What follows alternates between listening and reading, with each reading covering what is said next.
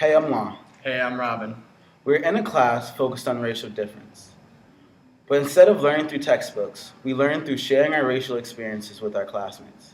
We wanted to have a conversation about racial difference, so we went out and asked our peers what they thought. We hope that you take what you learned from this video and have conversation with your peers as well. Thank you. I would say race is kind of a socially constructed way to put people into categories. Race is something that is socially constructed so that people or the dominant group is able to oppress other groups and create difference.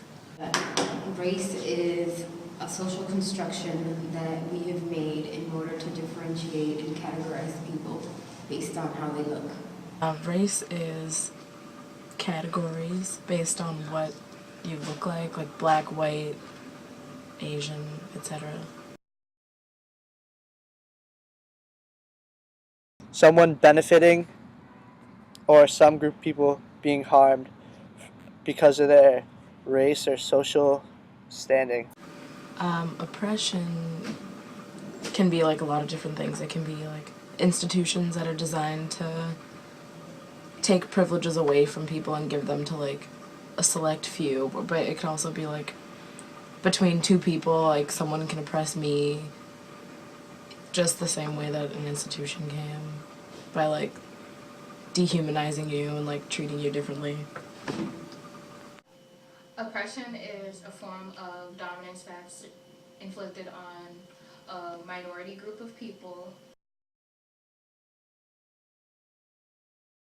Socialization is the process of being accustomed to social skills. Socialization, I feel, is conforming to society and trying to be like everyone else. I guess it would be a way of people kind of conforming to group ideals and group beliefs.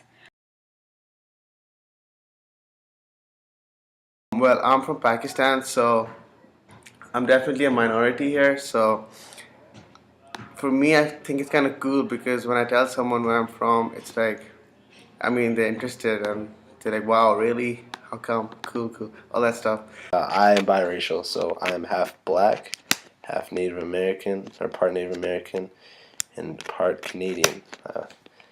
For the longest time, I really identified myself with being African American and white. But I'm more than that. I am so many more heritages built up in one. I would never say I was ashamed of my race. It's just the fact that I never really knew what to classify myself as, coming from such a suburban, not really diverse community. Ethnicity is something that I hold really near and dear to my heart.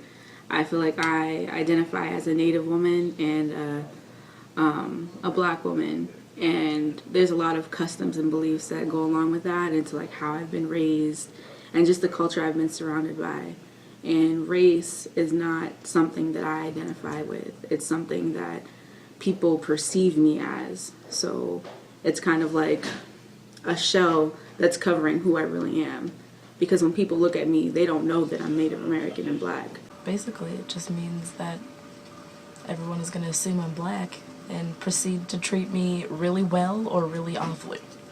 To me, it's just more of an indicator as who I am as a person. It helps me connect to other people who may feel similar to me. It's a great conversation starter for someone who doesn't know me and they want to get to know me a little bit more. I guess hanging out with my older cousin, he like even now he's really racist, and he'll make jokes about like Chinese people and do the eye thing and he has very strict views of especially like who he thinks his family should be and who he thinks like his children should marry. In middle school, I was really in a group one day, and I would say the first time I really experienced what race or identifying what race really was I was called out by a kid for being African and Canadian, and he said that was the weirdest combination. I didn't really know what to respond to that, but it really makes you question your identity. My first memory of racism was when I was in 3rd grade and I had just switched schools into this predominantly Jewish school, and I got chased around by the kids, and they said that we're the cowboys and you're the Indian. When I was younger, in the I used to live in the Dominican Republic, and there I knew that Haitian people were different and were treated differently. I noticed that usually they would either be homeless or they would either be beggars or people that sold food and sold things in the street and pretty much had really rough lifestyles, and I didn't really see that among Dominican people in my country. In like first grade, all the kids used to make fun of me. Well, not all, but like a lot of them used to make fun of me because I'm black and they were Latino. They didn't really like black people. You're always going to have people look at you in certain ways. I don't think my race has affected other people. I think the way I carry myself and the way I portray myself to be, that does affect others, but me being Latina, I don't think that has anything to do with anybody else but myself. I want to establish, like, I'm coming from an anthropology, like, background. I know how much white people have affected other cultures, and I think we have screwed other people up and imposed our power on others. I think there's always going to be that unspoken barrier between different races, between physical appearance. It's always going to be there because you can't really change what people think. It's always in the back of their mind. I mean, even though you may not think that you're judging them, there's always going to be that subconscious thought, like, makes you have, like, preconceived ideas about certain cultures or races. Like misunderstandings, I think, between people in different cultures over time that has made different groups not as willing to communicate. And I think that barrier has been instilled on me. Something that would create a barrier is maybe someone not understanding my culture, somebody that won't understand, I don't know, why we eat avocado with rice and beans, and that would automatically, like, if anybody were to question that or say something against it, that would put up a barrier, or somebody that isn't willing and open to sort of take in my culture the same way I take in other people's. To be completely honest, I actually don't know what Alana means. It's very sad to see that, at least for the Alana kids, there's not a higher percentage. UMass, for example, they are slowly on the rise. Schools like these especially are making it harder to get into the schools. That means if you now have to go back, and if you want to do well, you have to do well through elementary school, you have to do well through college, and you have to do well through high school. And I just think a lot of people are not getting the education that is needed or required to succeed to these larger universities. It's kind of not really showing like the whole truth of the whole story of this campus, because a lot of the times people don't want to have to choose one race on their application, and if a lot of people choose 2 or more races, they kind of get placed into this box that's just like, okay, we're not putting funding into that. And so it's like you're kind of forcing people to choose a racial category, even though that's not how they think about the world and how they choose to like be as a person. And so there's a lot more there. I feel like there's a lot more diversity on this campus than is accounted for, but at the same time, the schools could do a lot better at reaching into Alana communities and doing more outreach, because in general, this campus is not very friendly to people who aren't white.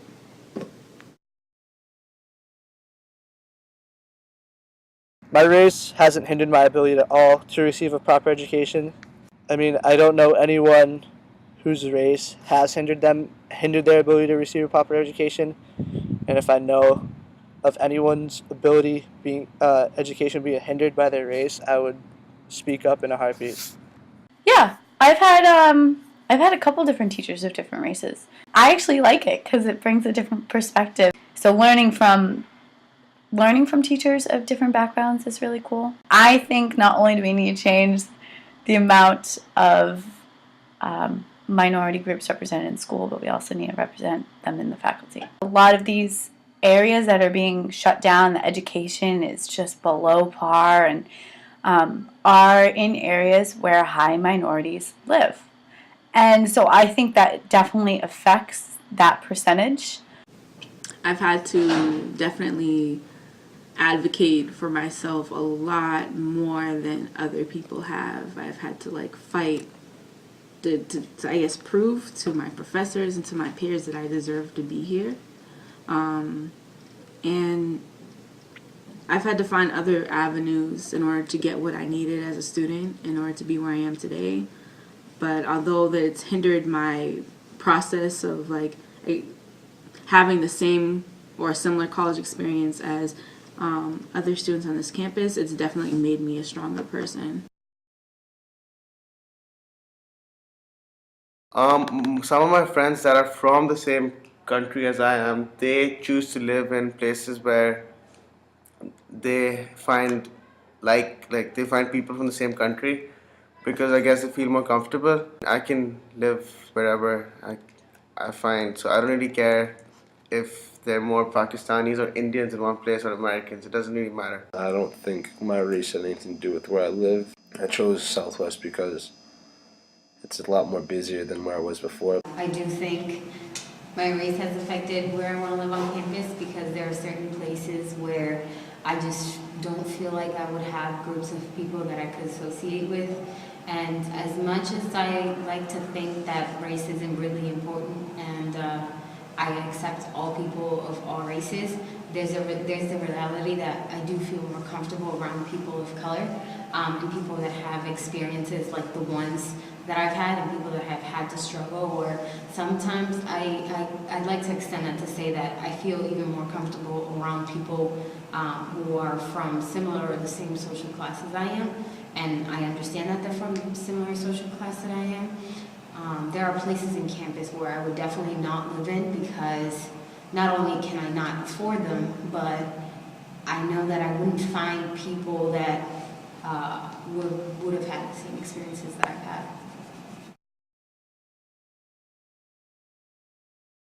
It is very different. I live in a town with probably about 5 black families. But as well, we also had the Metco kids from Boston that came through middle school and high school. I was exposed to diversity, but not like at UMass. I was a little bit more ignorant, actually, and naive about race in terms of how what kind of advantages I had going to and living in all white town. Well, the two biggest populations in my town are Caucasians and Armenians. They're very cultured people, but with that being said, they stay to mostly their groups. So it's their cultures, their cultural barriers. Same with the white people in my town as well. So there wasn't too much diversity when it comes to that. Obviously, I understand that racism is still prevalent here. I haven't dealt with it actually as much as UMass as in my town. This university is a lot different than my hometown. There's a lot more white people here than there is. I live in Mattapan, so there's a lot of like Caribbean people who live around me, Caribbean black people, and now like Latino people as well. I just feel more comfortable at home because I know what to expect, and it's kind of more of an even playing field at home than it is here. I think down the path it might not be a factor, but as for the near future, I think it will still continue to be a factor until even now you can see it from 100 years that people are becoming less and less judgmental. I just think that as the generations continue to develop, that race will be less and less of an issue. I think racism will always be there, but I think in the future people get more educated, and I just think it'll reduce. I think first, you know what? I think first with lower education, I think we need to start with our kids. Because at this point, the older adults see themselves as the world is what it is, don't change anything. You know, the kids are like, you need to start with the innocence and not take away the innocence from them. And I think the only truly way to deal with this issue is to confront it and acknowledge that it's still there. And I think if the slowly that we just want to sweep it under the rug, I think we should look at the factors that are why racism, because racism is just not I hate you because you're one skin color. They're so much deeper than that. I don't think that there will ever be a point where like race isn't a factor of anything. It doesn't matter how many laws you create, new forms of oppression are constantly developing. History is repeating itself. So I think that we're just going to be in the same vicious cycle of racism and racial oppression. No, I don't think that race will ever stop being a part of the way we live our lives, at least not in this generation. Not anytime soon. I don't think so, because I feel like from the time of slavery to where we are today, race still plays a factor in our lives today. It's something that's constantly reminded to us. For example, like when people look at Oprah Winfrey, like she's a very successful woman. She has a lot of money, but we're always constantly reminded that she is an African-American woman. Whereas Bill Gates, we pride him for the same attributes, you know, very successful, wealthy man, but nobody talks about, oh, he's a white man. So even with class, we still try to recognize people's races as well.